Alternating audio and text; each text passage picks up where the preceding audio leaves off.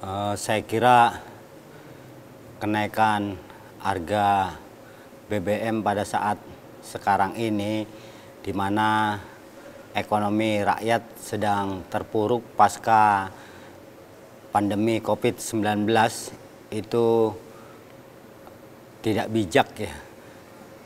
Kenapa tidak menunggu nanti beberapa saat lagi sambil ekonomi rakyat mulai sedikit membaik sehingga mereka siap untuk menghadapi kenaikan BBM. Karena tanpa ilmu ekonomi yang tinggi, semua orang tahu setiap kali ada kenaikan harga BBM maka otomatis harga barang dan jasa pun ikut naik.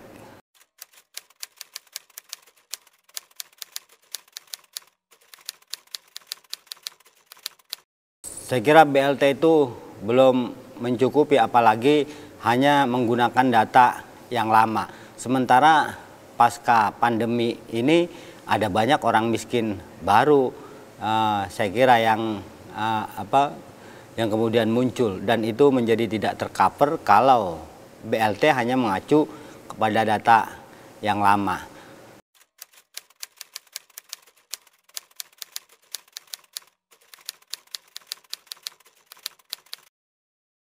Saya sepakat dengan apa yang disampaikan oleh beberapa teman yang menyikapi kenaikan harga BBM dengan aksi damai, karena itu juga bagian dari hak asasi kita dan dijamin oleh undang-undang. Yang penting tidak anarkis, sehingga pemerintah tahu bahwa ada sebagian masyarakat yang suara-suaranya itu aspirasi-aspirasinya disuarakan oleh mereka.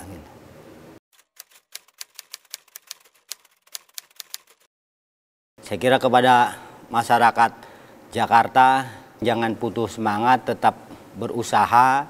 Mudah-mudahan kita bisa melewati kesulitan ini sesegera mungkin.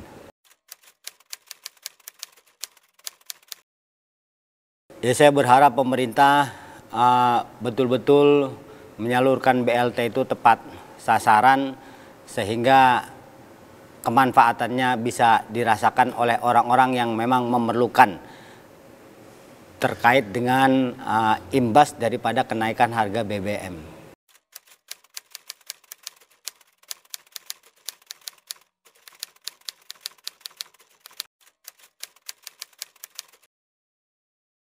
Pertama, saya ingin mengapresiasi apa yang telah dilakukan oleh Kapolri dan tim susnya yang sudah melakukan sesuatu dengan berani berkaitan dengan kritik atas institusinya sendiri untuk menetapkan Sambo sebagai tersangka. Tinggal bagaimana kemudian seperti yang dia sampaikan bahwa kasus ini akan betul-betul dilakukan secara transparan, sehingga masyarakat bisa terus melihat kesungguhan dari kinerja kepolisian di dalam mengungkap kasus ini seterang-terangnya.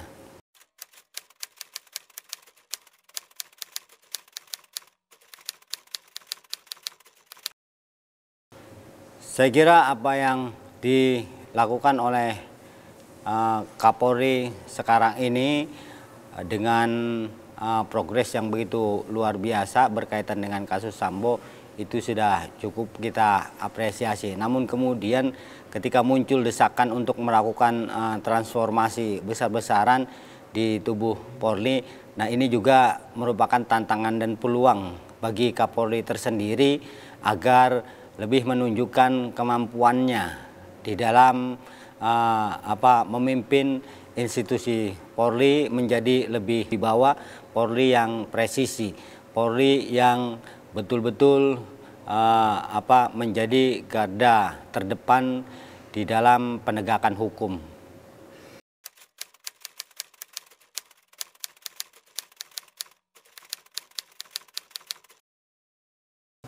Saya kira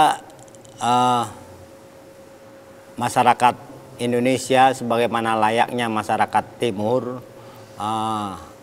mempercayai hal-hal yang sifatnya supranatural. Nah, di sini ranah dukun ikut bermain. Namun terkadang dukun juga merambah menjadi tabib yang kemudian dia campur adukan dengan praktek perdukunannya, sehingga ketika banyak orang-orang yang meminta jasanya berkaitan dengan solusi atau diagnosa atas penyakitnya, kemudian diagnosanya melulu hanya berkaitan dengan persoalan-persoalan yang yang melulu berhubungan dengan energi-energi negatif yang tentunya karena awamnya masyarakat sehingga mereka mau tidak mau harus percaya. Nah, saya mengapresiasi kalau kemudian ada muncul orang yang mencoba merasionalisasi apa yang sepanjang ini diyakini oleh masyarakat sebagai sesuatu yang sakral, dalam tanda kutip sesuatu yang tabu, sesuatu yang kadang misteri. Nah, coba diungkap sehingga masyarakat lebih bisa memahami persoalan-persoalan perdukunan ini secara rasional.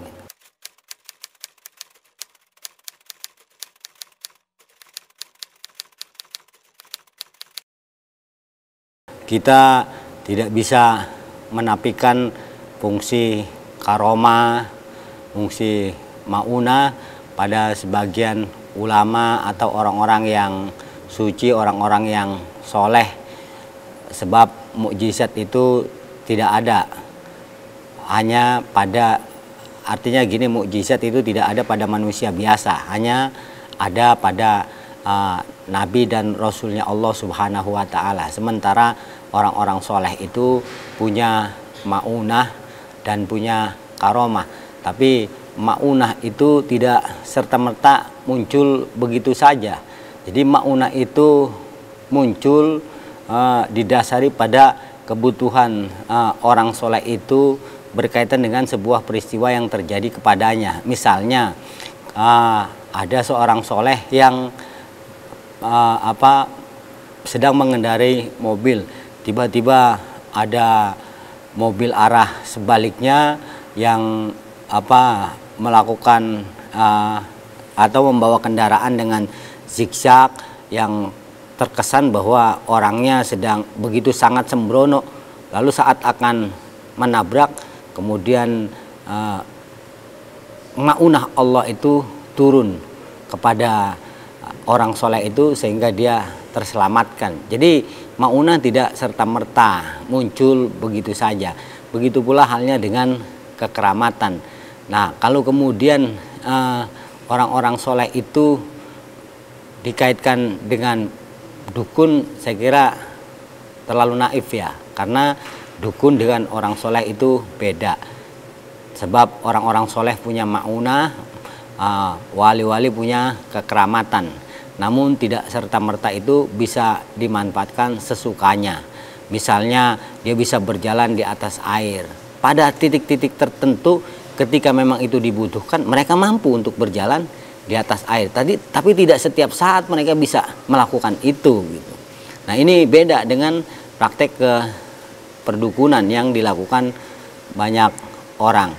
Tapi juga kita lihat tidak sedikit juga paranormal ini yang berada pada jalur agama tetap masih punya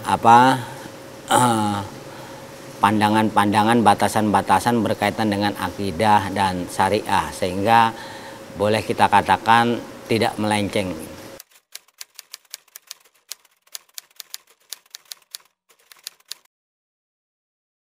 Ya, pada dasarnya saya sebagai warga masyarakat Jakarta berharap bahwa pejabat gubernur yang akan datang orang-orang yang memang punya kemampuan untuk bekerja, kemampuan untuk menata, dan juga mampu mengakomodir kepentingan-kepentingan masyarakat yang dipimpinnya. Orang yang responsif, yang cepat dan tanggap terhadap persoalan-persoalan yang terjadi di kota Jakarta. Dan tentunya saya berharap bahwa apa yang sudah dilakukan oleh gubernur itu dilanjutkan kembali oleh pejabat gubernur yang akan datang, sehingga ada kesinambungan dalam program-program kerja pejabat gubernur itu sendiri.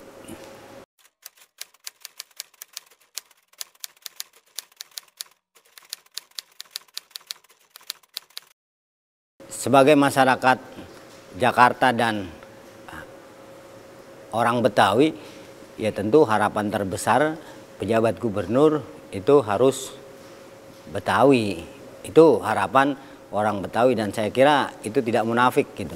Namun kalau memang tidak ada, setidaknya kami berharap orang-orang yang cakap dan juga punya sense of belonging terhadap orang-orang Betawi itu sendiri.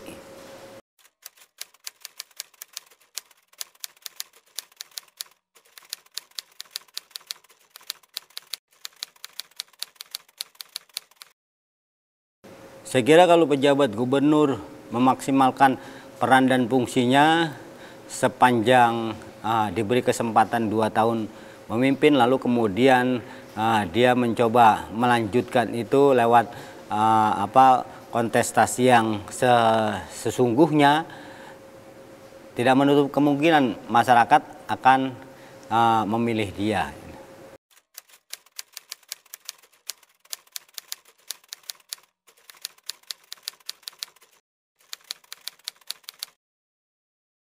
Saya sebetulnya orang yang tidak punya ambisi untuk menjadi apapun. Saya cuma berusaha untuk memaksimalkan kehidupan saya yang telah dititipkan oleh Allah Subhanahu wa Ta'ala sebaik-baiknya untuk kepentingan banyak orang. Namun kalau kemudian nanti takdir menentukan lain, maka mau tidak mau ya saya harus siap untuk itu.